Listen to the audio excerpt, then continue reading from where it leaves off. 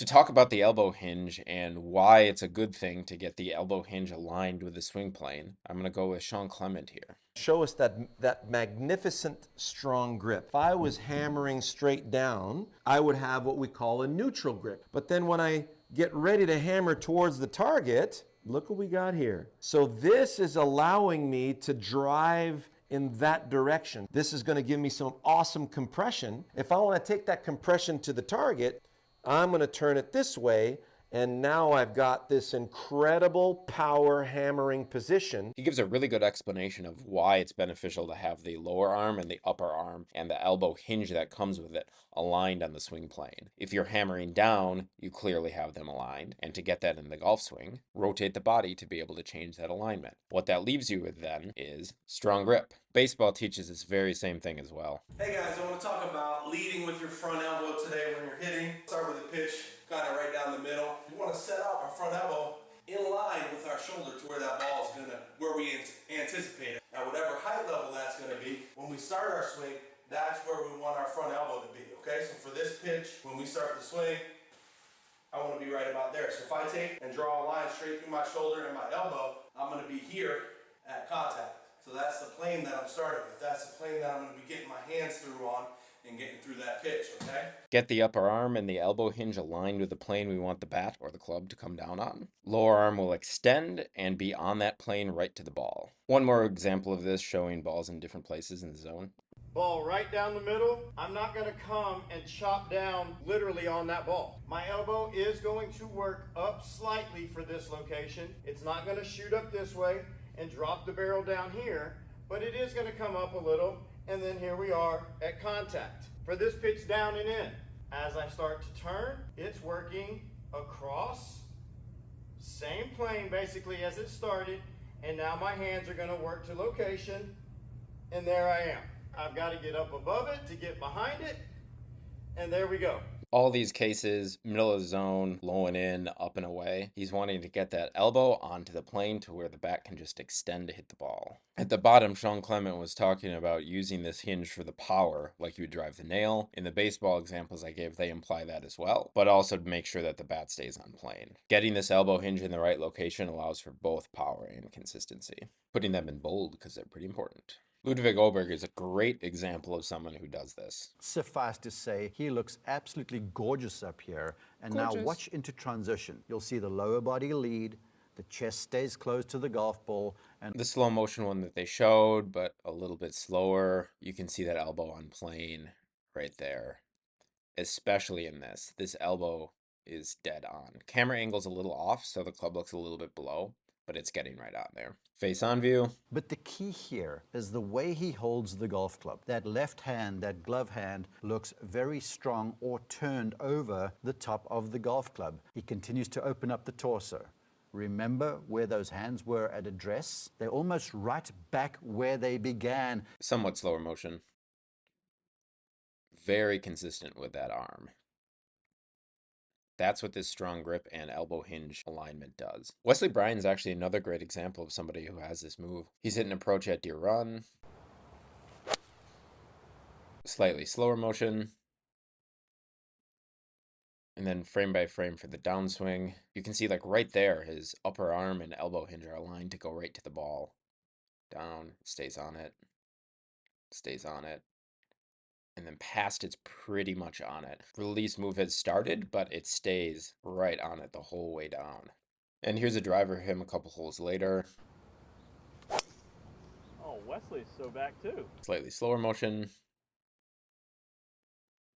Reason I use this is it's a slightly different angle, not face on, but you can still see this arm is going right to the ball with the elbow hinge.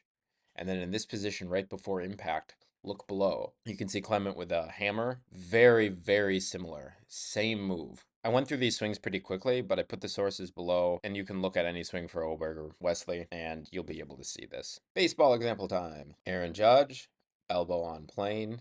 Otani as an angel. Elbow on plane. Extends. Bryce Harper. Elbow on plane, does that extension.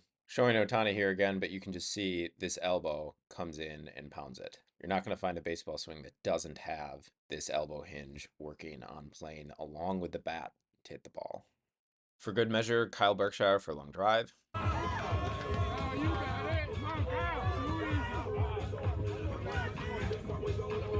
Super strong grip to start.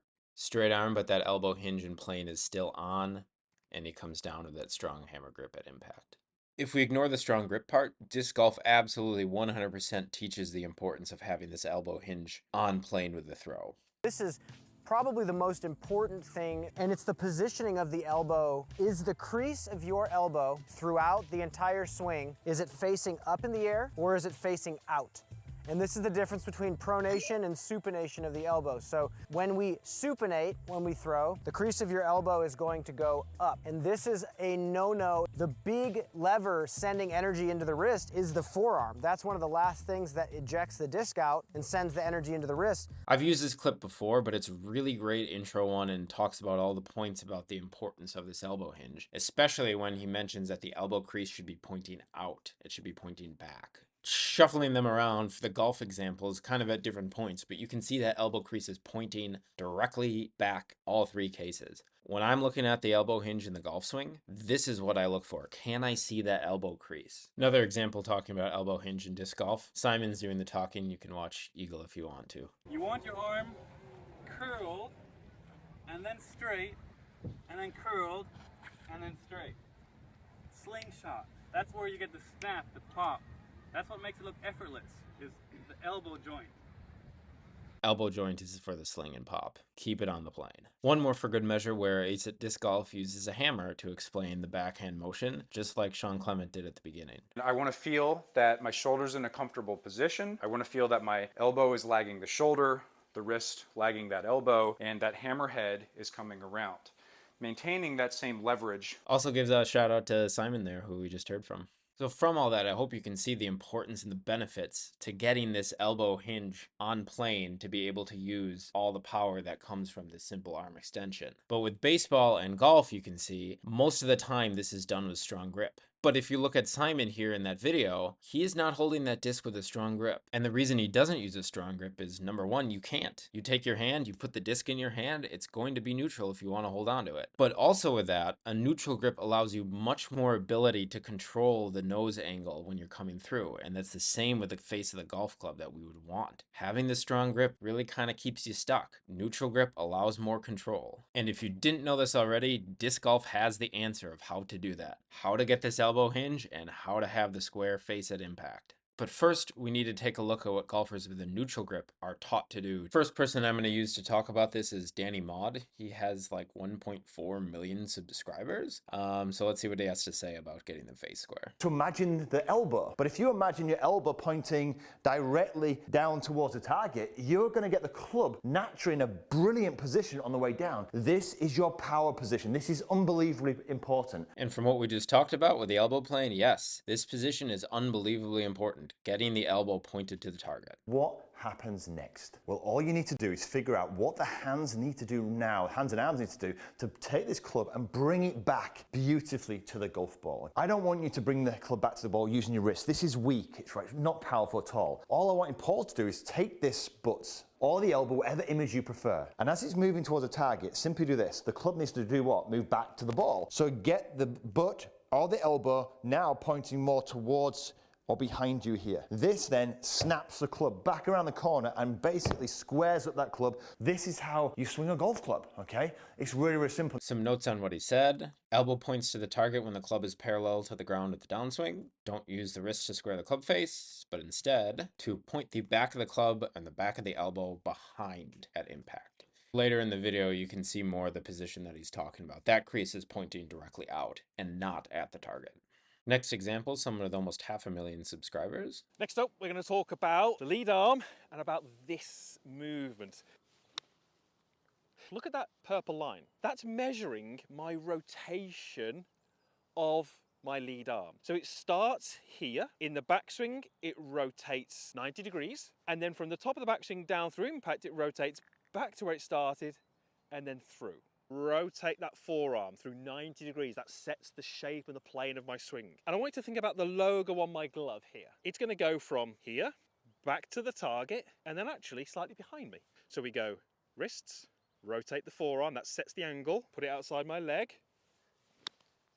and then we go through. There was my forearm rotating. What you're starting to do there is you're starting to create speed and power through your wrists, and you're using your forearm rotation to control the direction of that power. But if you can make sure this lead wrist is rotating like this, then it's going to help with your direction. Talks about the same thing, and I'm showing this here where you want the cup of the elbow, so the elbow point itself being at the target. This is good. Slightly different then though is instead of talking about the back of the elbow or the butt of the club going and pointing behind, he wants you to think about the back of the hand, the logo on his glove, pointing to the target through impact. Need to clarify one more thing then though. The video I just showed was from 2 years ago, and this one above is from a few days ago. And you'll be able to see slight difference in how he's saying that the lead arm should hit the ball. Backswing, body turn, present the face.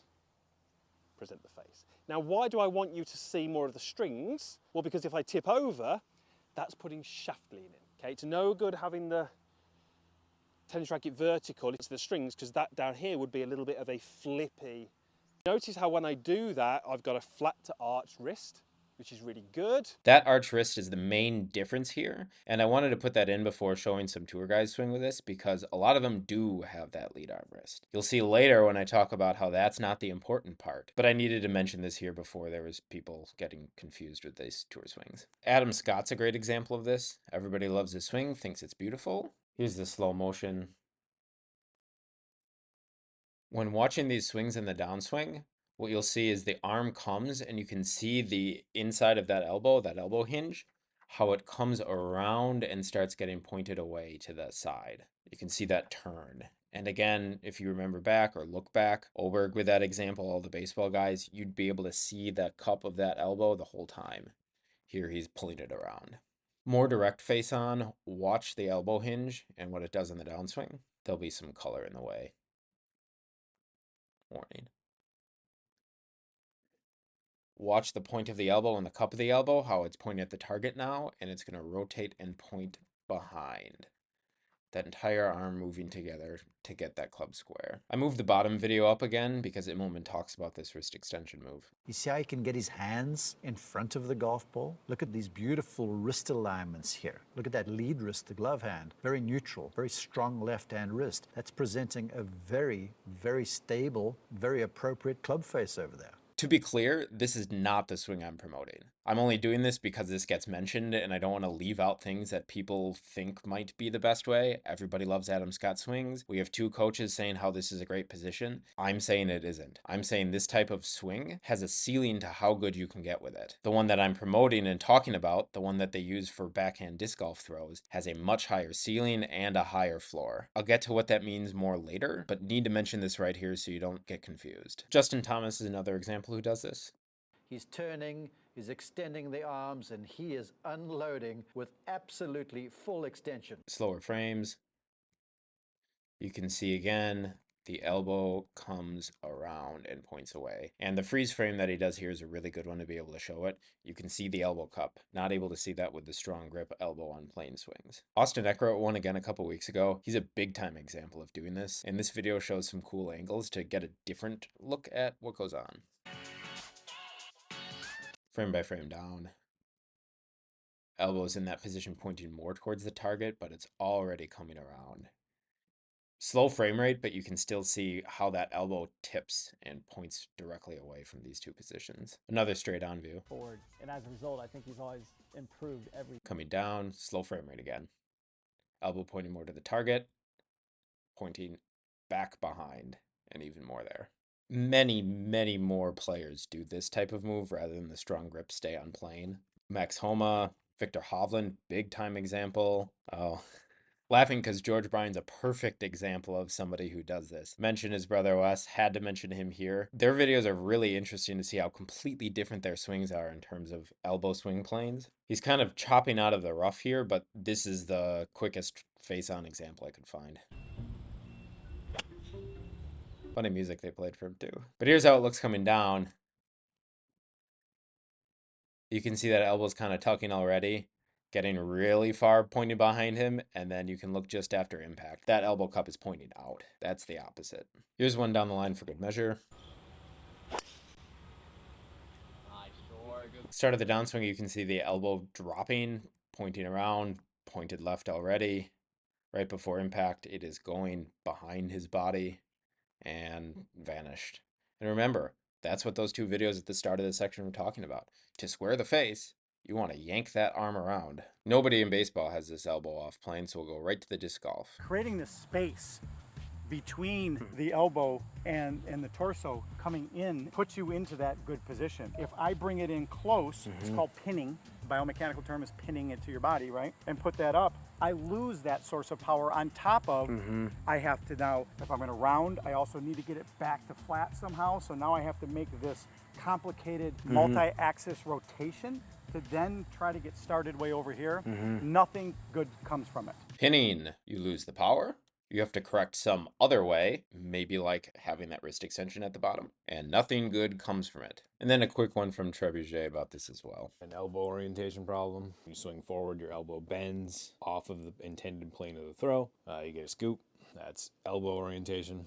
And if you want a real banger explaining this, here's Blitz DG. If I point the stamp of the disc to the sky, pinning my elbow, you can feel it's nowhere near as fast, and I can't put power into it with my hips.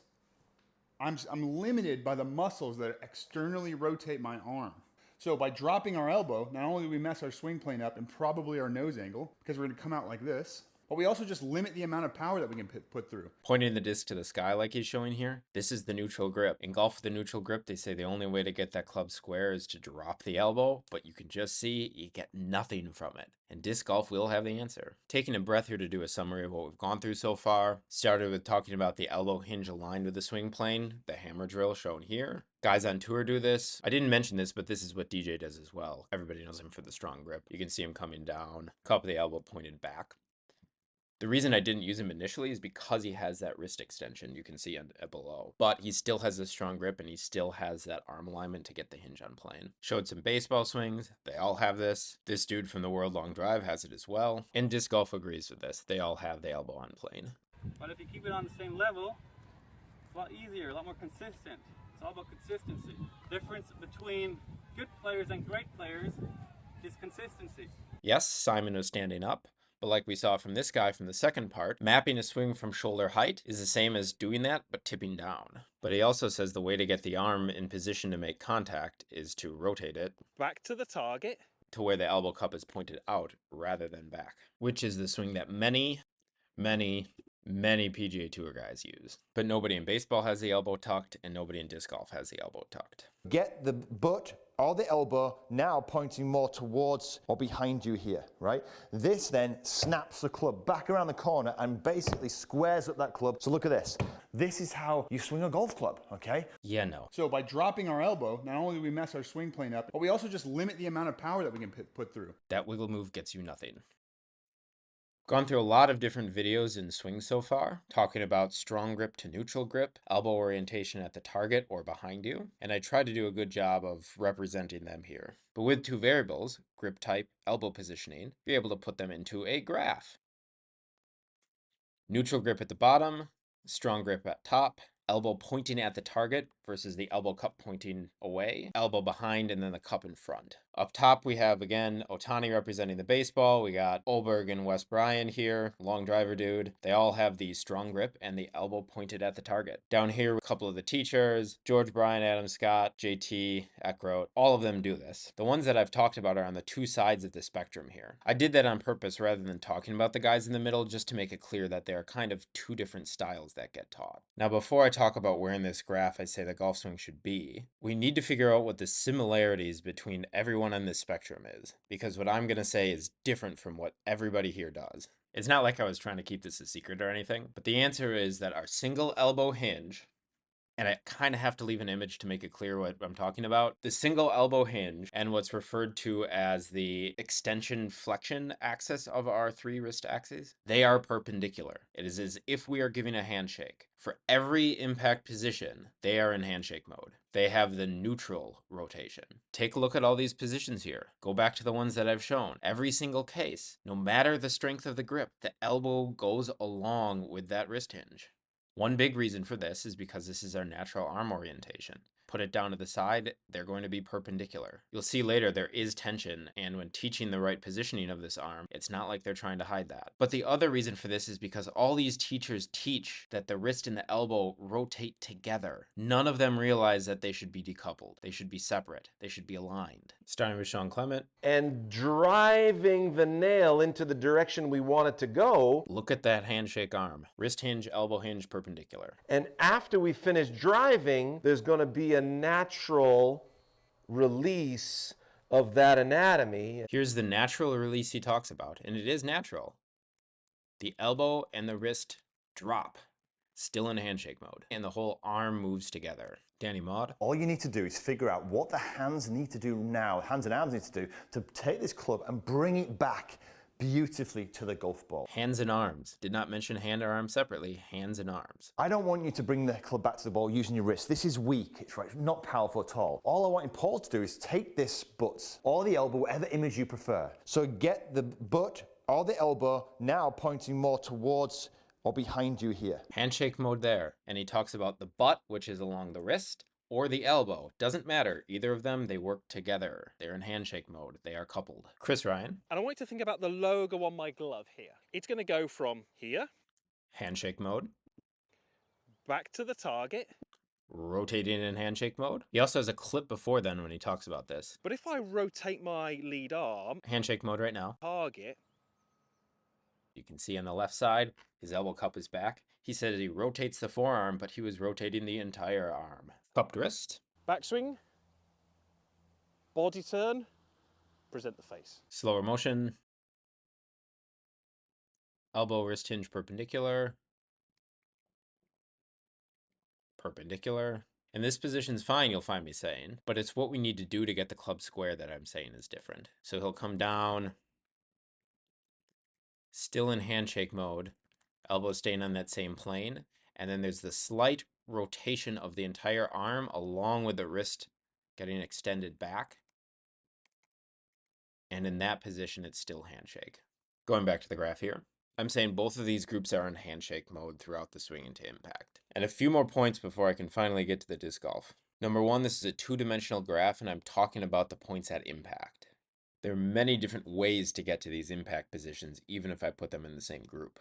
Quick examples, because examples are always helpful. Adam Scott, watch his front arm. It's rotating and coming down into this position and going back and around, versus Hovland, whose arm is like out and pointing away, but then really whips around to make contact.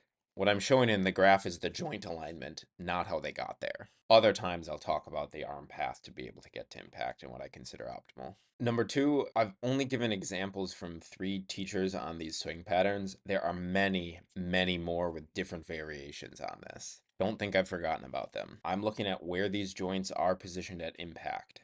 And in every case, and depending on the grip type, the back of the hand is either going to be away from the target or pointing at the target, which is what this graph is showing. And I've barely mentioned this. I'm only talking about the lead arm because this should be our dominant arm in the golf swing. We are completely flipped in thinking this is a right-handed swing. Baseball too. Backhand is the way to throw the disc further than any other way if you do it right. Put golf club in there for disc, put baseball bat in there for disc, you get the power that everybody wants and the consistency. These disc golf motions map to our golf swings, and that's what I'm trying to show you here. So you can see it happening in your head, and then for us to go out and practice and get those feelings into our body, not just in our heads. To start the disc golf explanation of what this lead arm should be doing, here's Scott Stokely. Your elbow and wrist are hinges. The hinges move parallel to the ground. That's all this is. Your elbow is here. Here's the hinge. Arm, forearm. This hinge of the elbow moves this direction. Your wrist is a hinge. Your forearm and your hand parallel to the ground. This hinge moves this direction. And these hinges are going to bend this way in this way. The elbow is a hinge, and the wrist extension flexion axis is also a hinge. They move parallel together, and if you look at what he's showing here with his right arm, that is not the handshake mode. He says they move parallel to the ground. For our swing, we tip over, and they are parallel to the swing plane that we want the club to be on. That's all I'm trying to get at here with this really long video. DG Spin Doctor saying the same thing. The ultimate fix is to keep the elbow and the wrist line on the same swing plane. Like we're having a hula hoop around us, we want to have the same swing plane from start to finish and to the follow through. Some more comments on the hula hoop from Overthrow. And here, my right arm's gonna trace this whole hoop right here into my follow through. Upper arm and the elbow hinge on plane through the entire downswing, tipped over at an angle. Started easier talking about having the elbow and the wrist hinge aligned parallel with the ground, but there's a little more to it about where the elbow really has the most power. Thomas Gilbert here will talk about it. The best way to visualize your power pocket is imagining that you're elbowing down a door. You're not going to elbow down a door up here or down here because that's not as powerful. So you want to come through right in front of you, and this is going to be the most powerful position that we're in and why we pull through this power pocket. Extending our elbow forward and allowing our arm to whip through forward towards our target. Well, you're not trying to force it forward, you're just allowing your elbow to guide your whip forward through your shot so you can properly extend towards your target. The elbow and the elbow joint guides, not forces necessarily, and allows for that extension. And you can watch this extension here, how the elbow joint and the wrist joint are aligned. Not the handshake mode. Have to put in what he says after as well. Because if we bring our elbow around too quickly, that's going to round the shot, causing errant throw that we want to try to avoid. Keep the elbow on plane. Don't do this tucking. Don't do this pinning. Ezra Aderholder describes slightly different view of the power pocket. If you took like a top-down view and then took out the rotation, all that the arm would actually do is just go from reach back, power pocket, throw. Top of his backswing here. On the downswing, elbow's a little bit lower, but the wrist is decoupled from the elbow hinge. And then to release our impact position, those two joints much more aligned. Use this as an anchor, keep this part of your arm loose, and just like whip it through. Lower arm is disconnected and loose. And the other reason I wanted to say this is you'll notice on his pull through here, look where his arm is. And the reason they do this is because they do fully understand that having these be perpendicular is the natural way for our arm to be. So when they're trying to show this elbow plane, they know it's so important that they don't even bother to have this decoupled and rotate it. Now you might be saying, sure, but look at where that release point is. That's way out in front. If you think about a clock face, they usually talk about how their release point should be at 10 o'clock. He's kind of at 11 there, where 12 is the target. For us in ball golf, if we're swinging left-hand backhand, our release point would be at about 3 o'clock. How do we handle that? Don't worry, DG Spin Doctor has a drill for this. If you're suffering from late releases, over-rotating, elbow tuck, all of these, you can't get your disc from here to here, keeping it on the line of your intended release. Keep your run up on this side of the minis and then throw straight.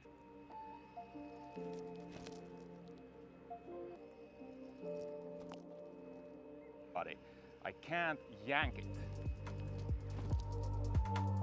Look at that release position. We know from earlier he was talking about how he likes to be up in parallel. You can go lower and you can tip over. This is the golf impact position. Face on view as well. Go back and look at some of the impact positions of the players who have that elbow tuck. Very different. If you imagine the elbow a little bit lower and him tipped over, that is where the strong grip guys make impact. But in this case here, his elbow hinge and the wrist extension hinge are aligned.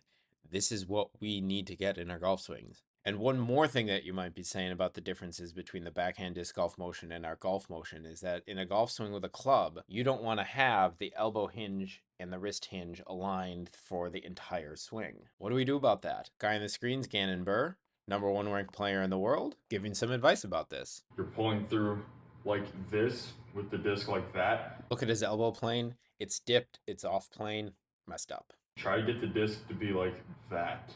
It allows you to get your elbow a little higher up. If your arm's like that, it's hard to get your elbow up without being in an uncomfortable position. So tilt it down like that when you're pulling through. So you see a lot of pros reach back like that and will pull through like this almost. Elbow out and create that pop. Let's look at that pop motion again. This is the whole thing that I mean. We are not moving the entire arm. The lower arm and the upper arm are not locked in to move together. This right here is the move. Remember this guy? What happens next? Well, all you need to do is figure out what the hands need to do now, hands and arms need to do to take this club and bring it back beautifully to the golf ball. Not hands and arms, just the hand, the lower arm. Decouple those hinges. That's what gets it back to square. This is the guy getting that information. To reach back this way, so that when I come into this position, same position, I'm able to get my elbow much higher than the disc, and my elbow is higher than my wrist, then it's much easier to snap out in that position. That's a much more natural movement to snap out. And then you can get the elbow and wrist alignment. More importantly, they all admit that it's not an easy fix to do. This is not easy. It's simple, not easy. And Blitz here talks about these issues a little more. Because the reason we can't keep our elbow up with the stamp up, right, is a mobility problem. Elbow up, I can keep my elbow up with the stamp up because I've worked on it. But for most of you, if you try to keep your elbow on the swing plane like this and turn your arm, you're gonna feel this wanna pull down. So we have to slowly over time, right, show our body that it's okay. The same thing as our shoulder. Our body's just trying to protect us by pinning our elbow. We have to reduce the speed, keep everything right. Let's say you can only do it at 30% power. Your body only allows you to keep that elbow up on 30% power. As soon as you start going above that, it starts tucking, okay? We need to go to 30% power and slowly inch it up, show it. It's okay over time, so we're not overstressing our elbow, overstressing our shoulder. Our body's trying to protect us, so we have to work ourselves up to telling our body, it is safe for us to do this. We can do it. That's really a great explanation of what's going on and why we like to have the elbow at our side, why we like to have these perpendiculars. It's our body telling us that it's safe. But with the examples of these disc golf throws that you've seen already and are about to see more of, everybody has the elbow up, everybody has the forearm rotated to align the hinges. In disc golf, it's consensus that you need to have this. In our golf, not so much. Many guys have elbow tucking. Many guys have strong grips to try to get the elbow hinge on plane. But if we can spend the time to build our bodies up to learn this move, we'll move to a different spot on this graph, and our ball striking can improve immensely. Examples! I'll start with Anthony Barella because I like his form. These are all from his Instagram. Just to show the simplicity. Pull through. That upper arm is on the same plane. Lower arm rotates to that release point.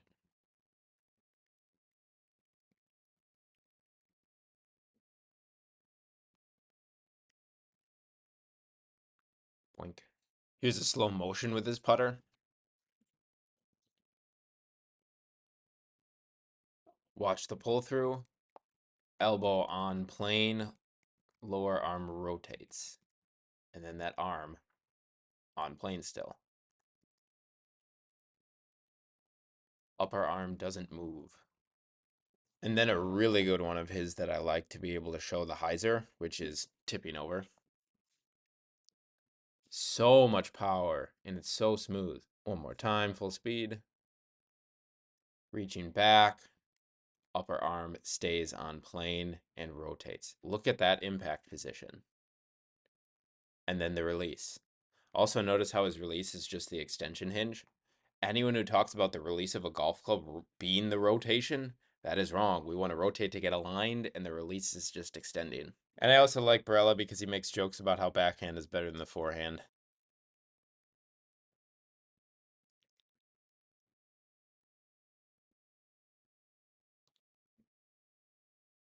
Yeah, us righties with a golf club should be swinging left-hand backhand. Next, I'll go with a Gannon Burr Drew Gibson combo video. Coming through, there are 3 frames to watch. 1, he's in the same place he talked about in that video. Upper arm for the next frame doesn't move, but the lower arm starts to rotate in, and then rotates so the wrist is parallel with that upper arm. That's how they square the disc. That's how we can square the club face. Drew Gibson with the same throw. Ooh, that's the line right there. By the way, also notice how they're both throwing what we consider a fade. It's the same thing there. The fade is more consistent. Try to do a draw, you get a little bit tipped over and the disc can go into the ground. That matches up too. We can see his motion. He starts way out, plants, comes in, upper arm stays on that plane, and then comes around parallel. Like you can see from there to there, that disc is on the same plane, which matches the upper arm. Simon Lizotte, James Conrad combo video. The reason I'm doing this is because it's a 250-foot shot, which is quite short. And you'll be able to see some form differences compared to the power shots that I've been showing so far.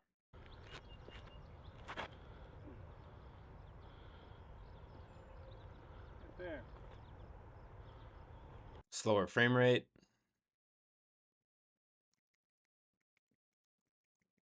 You can see coming through here, the disc is parallel with the entire arm. Upper arm, lower arm, disconnected, and at this point, they do become aligned. Coming through, they aren't. Upper arm stays on plane, and the lower arm is decoupled.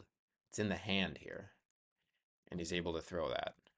James Conrad, same throw, and you can see in his run-up already, the wrist and elbow hinges are more aligned. Going with the high hyzer. It's going to look like a bit wide. Coming through, less tilted down. Upper arm gets on that plane. Lower arm rotates to match it. Little nose up on this one just because it's not so long of a shot and it's with the putter. But it's the same decoupled move. The other reason I use this throw is to be able to show how with the backhand form, they can take so much speed off a disc throw. It's the same movement of having it be decoupled, but rather than the full alignment, you can get slightly off and still have that consistency. Simon has this really great video called Does Arm Speed Equal Distance? Where he goes through all the different types of disc, 40, 50, 60, and 70 miles an hour. Huge range. I'll show the clips here with a putter, and you can get a sense how it's the same form, just morphing. Especially for you. 43. 49. 59. 69. With backhand form, you can go from this to this motion. And you can do that by getting these two hinges that like to be perpendicular and decoupling them. Just realize this, in the graph, not everybody is rotating the same direction. So I'm going to make some flips so when we can look at that, we can see the bodies going the same rotation and only just look at the lead arm. Ta-da! More rapid fire, but different angles and slower motion. Up, Simon's at the bottom, two guys I've already shown. And this is such slow motion, this is twice the speed of the actual video. I'll move it up further. Okay, starting the pull through. And then that rotation for release. Really such a good angle. Elbow leading the way, upper arm still on plane, and that rotation. Just look at that rotation. Full shots to alignment, and then you can see after the release that arm stays on plane. Thomas Gilbert, who I showed before, remember elbowing the door? Many, many frames per second. He goes with, instead of the suitcase, he goes with alignment right away. Upper arm staying on that plane continually. Lower arm extending. And the release. Yeah, that's a good impact form. One more group slow-mo.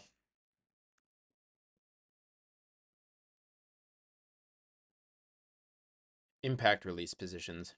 They all have this with their arms. They have to. These two parts make handshake mode. Using a palm up here to describe this supination, which is really the rotation that we want to go to. Disc golf, you absolutely need to be down here. You need to have the elbow and the wrist decoupled. And now to show that it's not just disc golf backhands that get in the lower right hand portion here with the palm up. Here's some pro golf examples of guys who already do this. First up is Tony Finau. When you see it in slow motion, great lines, textbook, great stuff, isn't it? Watch him in this position here.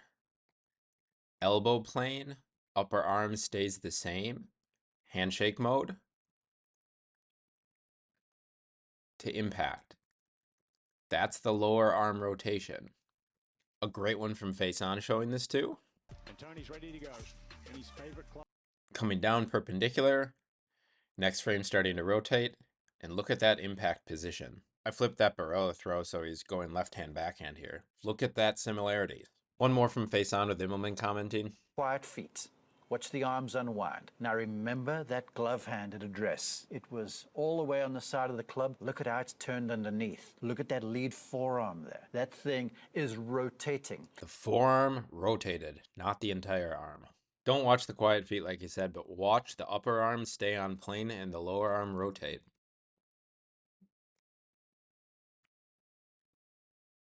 That's the move. Finau's ranked number 2 in strokes gained approach this year, but he's never won a major. So who is somebody who does this move who has won multiple majors? Jordan Spieth. Here's Spieth's move down, no sound. Lower arm rotating to align the elbow and wrist hinge. One more time.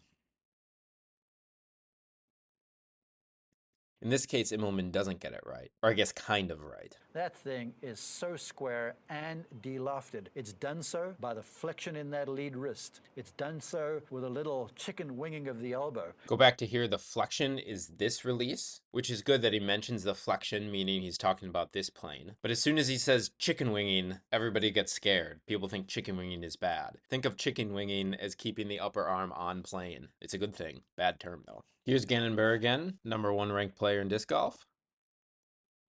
That looks a little bit chicken wingy. One more from Spieth face on. And goes just to impact and slightly beyond.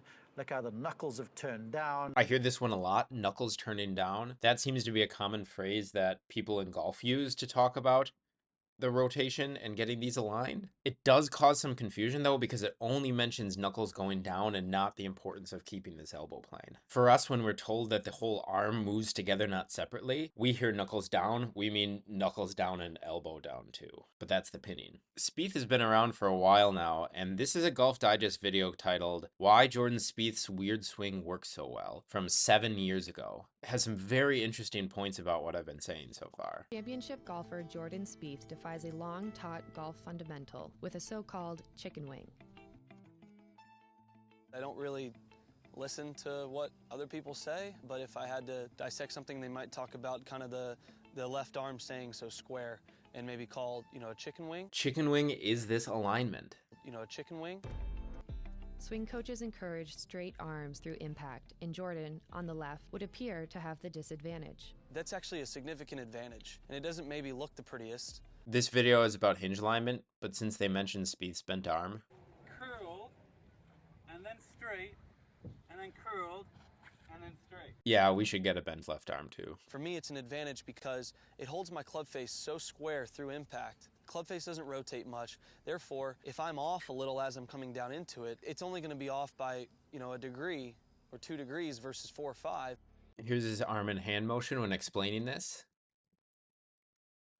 Getting to alignment. And he's absolutely right. If you remember back to the videos talking about the elbow pinning with the disc golf throw, you're suddenly having to coordinate multiple hinges instead of your hand. Our elbow is on plane, and a hand that is decoupled is absolutely able to keep the club face square. Spieth's saying all the right things here. Supposing a 6-iron that flies 190 yards, those 4 degrees translate to a miss that flies 3 yards offline versus 17, or hitting a green or not. The main thing about this one is it's titled Why Jordan Spieth's Weird Swing Works So Well. Weird. It's weird in the golf world. It isn't weird in the disc golf backhand world. Next is Brooks Koepka, and this is a video from Golf Smart Academy. This is the best slow motion video I could find of his swing since he's left the tour from 7 years ago. 2.6 million views.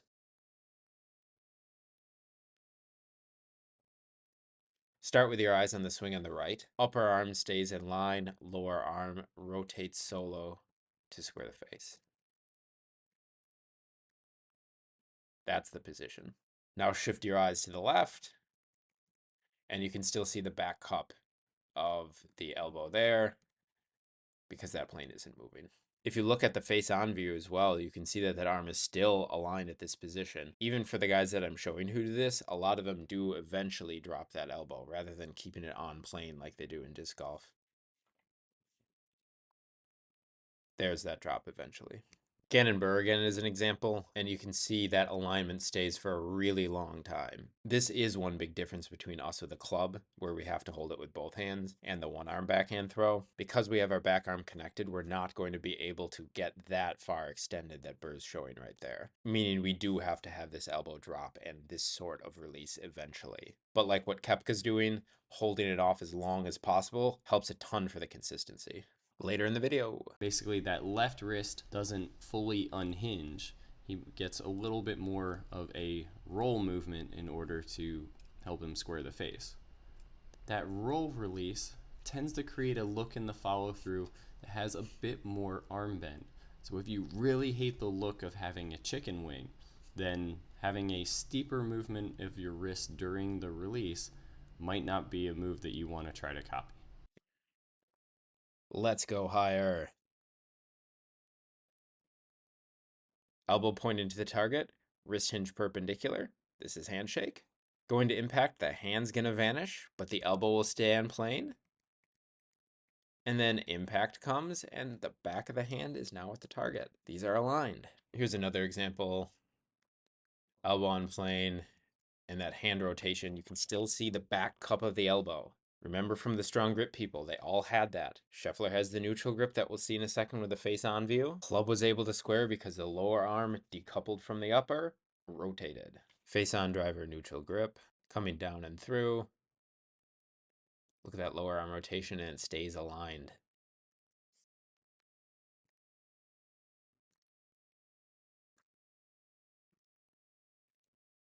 One more for fun with a wedge, and let's listen to what Mark Immelman says about it. Importantly, pay attention to what his arms do. Eyes behind the ball as he swings through. Watch the right arm roll over the left. So much love for the right side because we think it's a right-handed swing. Get that out of our heads. We should be swinging left-hand backhand. To the top. Tiger Woods still would make birdie more than likely and still contend to win the tournament. Start of the downswing, watch the upper arm angle, and remember way back to those baseball videos where they talk about wanting the upper arm directly on plane. This angle will show it. On plane right to the ball, but that lower arm in the handshake mode with the perpendicular. How are you going to get it to square? Lower arm does the rotating. Another one just after. Really hard to hit it any closer than that. Just remember with all these again, all the teachers think that this is one hinge moving along together, and it isn't. From that position, handshake, perpendicular. The rotation, you can see the cup of the elbow. This plane's going around for whatever shot type he's trying to hit, but that stays on plane, and the wrist does the rotation. Shout out to this channel, Roll Your Rock. He has some great videos where it looks like he's taking a video of the TV screen, which is awesome because it gets some things like Konica Minolta swing visions, if you remember those.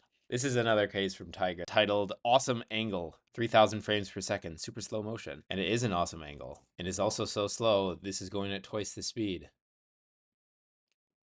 There's the move. From here, that elbow is not moving. The lower arm moves distinctly, just like all the backhand disc throws. Baseball examples? Remember, baseball was only up here, not down here. Could there be a baseball player in this section? You guessed it, Mike Trout. Ah, beautiful. Just like I'm showing with the golf swings, right there, perpendicular. And then the move to the ball, the lower arm rotates while the upper arm stays on plane. Contact is aligned, and he holds that alignment after. From MLB Network. Same thing. How is he going to make contact? Starts the rotation. Like, how does he pull that ball? Another one right there to alignment. And then after. Handshake perpendicular to aligned. Any long drivers down there? Kind of surprisingly, yeah. Jamie Sadlowski, didn't know who he was, just saw this My TPI video with a long driver, thought I'd check it out. Look at this. Comes down, elbow pointing at the target, elbow still pointing at the target, and look at that lower arm rotation. Look at that alignment at impact and post-impact. Another view. But he gets to here. Everyone hates the chicken wing. And watch that lower arm rotate to square it up.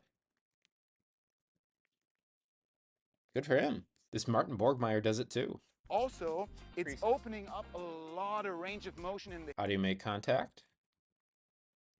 Keep the elbow on the same place. Lower arm rotates alone.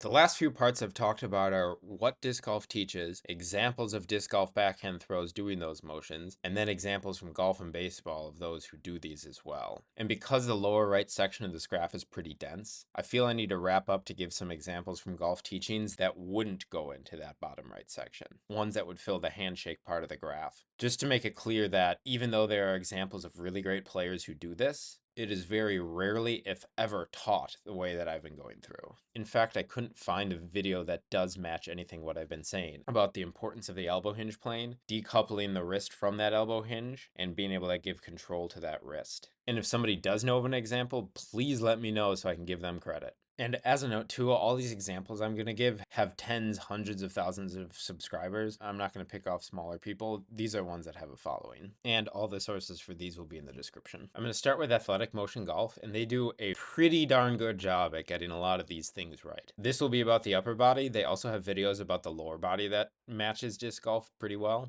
but there are some slight discrepancies to talk about. I love the analogy you use all the time. It's just going from address to shaking your hand. The left-hand handshake puts you in such a perfect spot. If you look at this position, the elbow hinge goes right to the ball. This is what I'm talking about. You do want this elbow hinge on plane, and he's talking about using the handshake mode on the take back to get right into that position. That's a pretty good thing. Put your left hand out so I can handshake it.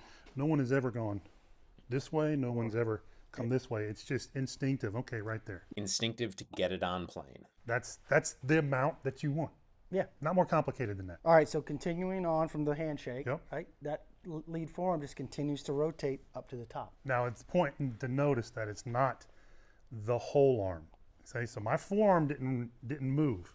I didn't rotate my forearm, I rotated my whole arm. That's where we see guys get in trouble. That will take the club and do that. That's not great. Yeah, you're rotating this whole wedge here. Yeah.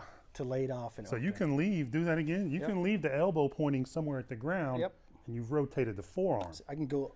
So when you do both of those, that's where you get in trouble. Lead arm's gonna go through the shake hand spot up to the top. Yep. And I think this is where people start to get confused. The correct way to do this or to think about this is to rotate it all the way through to here.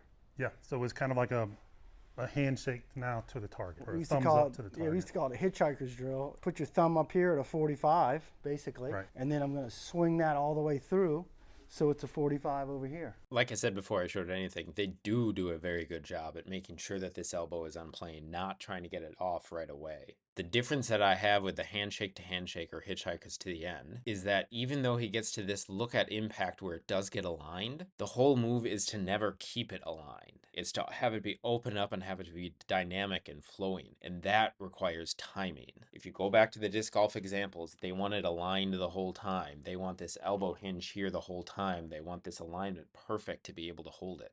You look at those guys that I gave the examples of. They get it aligned early in maybe a spot like this and keep it aligned after, not have it be continually rotating. Here's the pheno impact below. That elbow's still pointing at the target. The example that he's giving in this video, right after impact, it's already tucking. We don't want that. We want to focus on trying to keep that to the target as long as possible. Again though, huge shout out for them to know this. Lower arm, upper arm, decoupled. Here's another guy talking about what the lead arm and the left wrist should be doing. And then when you get into impact, we're going to have more shaft lean. Now, the important message to get across here to everyone is the club face has to be square, right? And then you're going to notice the feel what your left wrist, your left hand does. You're not going to bring the club back to an open position. Okay, like most people out there. All right, so just swing back and then stop at impact. Take a look down at your left wrist. Now you're going to feel like this flexed more, it's bowed more, but then through the ball people after impact, this lead wrist moves in around 40, 45 degrees of extension. So we're going to also get that club head to swing freely and past the body. But in this drill, the first thing is to get back and have more shaft lean than what you did at impact, and the face has to be square. The point he's trying to make is similar to the one with the racket that the guy used in a few sections before. You want to flex the wrist on the way down to be able to get to impact, but you can see that lead arm still in a handshake with a perpendicular elbow hinge in this flex extension axis. The difference then is he talks about what could happen in not wanting it to be in an open face, and that's true. You don't want it in an open face. He got to an open face when the timing of his elbow was off, and he's stuck not being able to correct it if he had these decoupled. We can look a little back on the way down. If that timing of the entire arm is off, you're screwed. You don't have a correction mechanism. I guess you could flex it more, but relying on one hinge rather than a three-dimensional hinge, that's the issue. That's what we can get with the decoupling. It's also interesting to hear him talk about how after impact he only goes with the extension, and this is the case with the release with the disc. From before the release point to after, the only axis that's moving is this. You're not trying to rotate just to time it perfectly. I do consider this the only release move that you'd want to feel. The other axes are for correction. This would be the release. And this differs almost exactly from what we were told by the people just before. They want to do handshake to handshake where the elbow cup does the rotation. He's talking about the release just by the extension. A reminder example of the disc throws. Elbow points to target and the release is through the extension. Both of the pros have the elbow cup pointed out and away from them rather than on the throwing plane and the swinging plane, though the pro on the bottom left has the wrist hinge and the elbow hinge aligned, which is what we want. And the pro up top talks about the extension and flexion axis being used for the release, which is also what we want. Neither of them match what the backhand disc golf throw is, which again and again is what I say we should be doing in our golf swing. And it's not like I'm coming up with this on my own. This is how they throw the disc. It's proven to work. It's proven to be needed to be any bit good at disc golf. And for us with a club, matching these motions raises our ceiling. I'll make a mention of this. Bryson does this move. When you're setting up to the golf ball, you want to make sure you're in a place where you're comfortable. And second off, repeatable. For me, how I repeat motion, this is how I do it. This is not telling you this is how you got to do it, but you should try it, see if it works for you. What I do with the arms is I go fully internal with this upper segment of the left arm. So this left shoulder, fully internal. And this lower segment that stays stable goes external. Boom, and then I grip the glove. That's how I grip it, and that's how I hold it. And I'm trying to retain this left arm being stable in this position the whole way through the golf stroke. So I'm holding these positions at in range, internal, external. This really is dead on. The issue I have with his sort of swing is it's too much on the mechanical side of I need to set up in this position, and by doing that try to avoid errors. But from what he said, it really is what I've been continuing to say. If you could, you do want this the entire time. And there is actually somebody in the disc golf world who does kind of do this mechanically. This is Nicholas Antala, and you can see he is set up in that position, the one that Bryson is showing below. Stays there, does the reach back, stays aligned the entire time, and comes through like that. So it does work in disc golf as well. You can set up mechanically at the start, but you don't have to. And I think that's a big reason why people haven't hooked onto Bryson's swing. Going a little quicker now, here's a Top Speed Golf, has over 600,000 subscribers. Rotated into my left arm. Weights on my left side, perfect impact position. I'll have another video that's talking about why having something tucked under the arm is the wrong thing. I mean, just look at the guys on the left. But he's showing the perfect impact position, which to me looks like perpendicular hinges, the ones that we've seen over and over. But the interesting thing is when he takes an actual swing, what position does he get to? And that's a rock solid position where the face is just going to end up kind of taking care of itself if you do that correctly. There we go, another nice little draw there. Good position here, elbow pointing the target. Let's see what happens. Again, from his rock solid position, his arm and hand should slightly rotate to the left. And it doesn't. The elbow stays pointing at the target. He's got a pretty good swing. Look at that. And through. Look at that alignment. That's not what he was just saying. It starts to only go left at the end. From behind, you can see the elbow cup. And the lower arm rotates. Good job, dude. Only problem is you're telling people to do the wrong thing. Another interesting one from the Scratch Golf Academy, over 500,000 subscribers. That guy's on the left, Bads is on the right. And you can see from here, both their hands and elbows are in similar positions. And we'll notice through impact, that's traveling in a very level fashion, actually slightly ascending there. That was the teacher, and you can see he does a pretty good job only rotating the lower arm and keeping the upper elbow on plane. And you can see the same for Aaron there. I don't see the same at all. I see it being completely differently. Bad's rotated his entire arm under. Look, that elbow cup is pointing at us. Going back to the downswing of the teacher, that elbow doesn't move. It's staying on plane. The lower arm is rotating. Going to Bad's. Look at that elbow. Super pinning. On the graph, Bad's would be down here. That pro would be over here. Big difference. And yet he says they're doing similar motions, and to me they are completely different. Again, it's a case of Bad's has had some success, and there are many guys who have had success with that elbow pin, which you could say means it's okay to do. Or the other way to look at it is Bad's hadn't had as much success as he could have had if he knew to keep the elbow on plane and have these hinges detached by the rotation. I say we're in a world where not enough people know that this is the optimal way to do it. And if more players learn and move into this direction, it'll become clearer and clearer that you can't have the elbow down here. Which means if you're watching this, there's an opportunity. Learn to put the backhand disc motion into a golf swing of the club. Save the best for last. So kind of supination, pronation. What do we mean with those? Yeah, so it's not a wrist motion at all. So here's our little checkpoint. Yeah, right? yeah. We'll take this ball. Now you're gonna have to trust me on this one. This is hard to do at first. Gonna let that wrist kind of bend. Gonna put that right there. Now all I want you to do is turn your arm back and forth. And the ball does, you turn your whole forearm. See my forearm turn? Oh, there okay. That's it. Now do this one. I'm gonna. Yep. There goes Okay. there goes the Ball ball gone. and your golf swing. Got it. Okay. That's the flip. So I'm rotating my whole arm. It's okay. arm, not wrist. Okay, And got it. Amateurs are trying to do it with their wrists. It's killing them. Because he put in a giant banner at the top, that means he must be correct. It is interesting that they talk about pronation and supination, which is the move I keep talking about. We do want that wrist and elbow hinge aligned. He's saying he wants supination the entire swing, with the cup of the elbow pointed out and away, and the entire arm, not the wrist, rotating together. Then you don't want any extension like he's waving here until way after impact. Which again, though, neither of those match up with what a disc golf backhand motion is. The big issue with what he says is that the entire arm has to move together. The wrist can't move on its own. Now all I want you to do is keep your wrist right here, and I just want you to point the stick that away.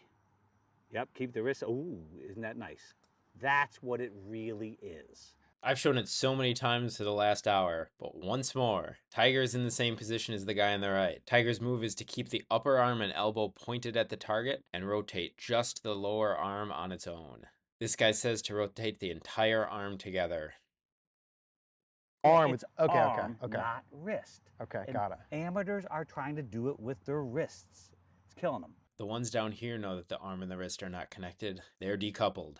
Everyone in the disc golf world knows this. To throw a backhand, you have to rotate the lower arm and align the extension hinge with the elbow hinge. And if we want to be the best ball strikers that we can be, if we want to enjoy playing golf more, hit better shots, this is the motion for us to learn as well. Takeaway time. And if you look at this graph, you might think the takeaway is that there are 3 distinct ways of swinging a golf club, and that is not what I am saying. What I'm saying is, when talking about this lead arm, and the elbow hinge and this wrist extension hinge and where those locations are, a good way to describe this would be to show examples from the far ends of the graph. I started with the upper right portion, with the strong grip but also the importance of this elbow hinge on plane. Baseball example of this guy showing that the bat is kind of an extension of this elbow. And then Sean Clement here, talking about how this elbow hinge can get the power to hammer something. And since we want to hammer a golf ball, we can turn the entire arm to get this elbow on plane. All of these examples though, they talk about how you need a strong grip, and this elbow hinge and the wrist extension are perpendicular,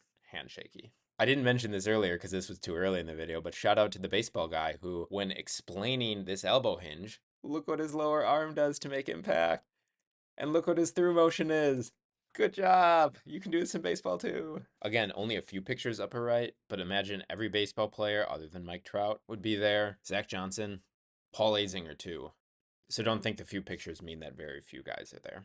Then I move to the far lower left part of the graph, where the move to make contact looks something like this. And then from the top of the backswing down through impact, it rotates back to where it started. With the entire arm going from handshake to handshake, cup of the elbow pointed out and away rather than behind with the strong grip that we just talked about. Unlike upper right where there is golf and baseball, down here there's only golf. Again, not too many pictures, but to add another for clarity so you don't think there are very few that are down here, Nelly Korda gets into this position. Then the pictures in the middle here that I'm leaving empty for now would be players who have a somewhat strong grip but not completely strong, and or those who would make the move where the arm rotates kind of together but not in full static motions. I was finally then able to move where every single disc golf backhand throw lives, where every single disc golf backhand tutorial lives, where many of the top guys on tour, some long drivers, and Mike Trout also live. Explained by Scott Stokely. Your elbow and wrist are hinges. This hinge of the elbow moves this direction. This hinge moves this direction. But if keeping those hinges aligned for our entire swing is difficult, there's another common move that they use to make sure that the elbow hinge is on plane and that the wrist hinge comes to alignment closer to their release and our impact. It allows you to get tighter to your body, and it'll be easier to get the disc tighter and the elbow out and create that pop. Tilt the disc vertical. And this sort of move is the one that all the golfers down below use. Disc is tilted in, gets the pop with the elbow still on plane. Really, the main thing I see with this graph is where the different sports are. Disc golf is only bottom right, meaning to have any success, you have to do those moves. Baseball's on the entire side, talking about the importance of this elbow hinge plane. And golf lives in all three. One way to interpret this, and the common way used by golf pros and people in the golf world, is that you can have any sort of swing that fits your body type and have success. The other way to look at it, though, is to say the players that don't have the swing motion that matches a disc golf backhand are either able to make up for it in different parts of their game, short game putting for example, or their overall success comes from a few hot weeks a year where their timing gets perfect, where they're able to swing really well with their non-hinge alignment. Continuing on that as well, the backhand disc golf move is so rarely taught in golf, there are so few players who do this. If each week there are only 5 out of the 156, or now 144 players who are in a field, yeah, it can be likely that one of the non-hinge alignment swings win. And people think of that as saying, you can have all these different types of swings. But I can imagine a case where half the field does this move correctly, does the move that the disc golf backhand shows. Those guys are going to win every single time. I've been throwing discs a lot for the last year, and my form is still pretty bad. But what I'm able to see is if I'm a little off in the throw, it makes a huge difference in the outcome. You know those times on a golf course where you hit kind of a mini flare? Either off the tee where it ends up in the fairway or just in the rough with no trees in the way, or on an approach shot where you hit the side of the green or just miss. We think that, those shots will happen. Let's use our short game to stay in it. In a disc golf world, the same motion that caused our shots to be just a little offline caused the disc to go way offline.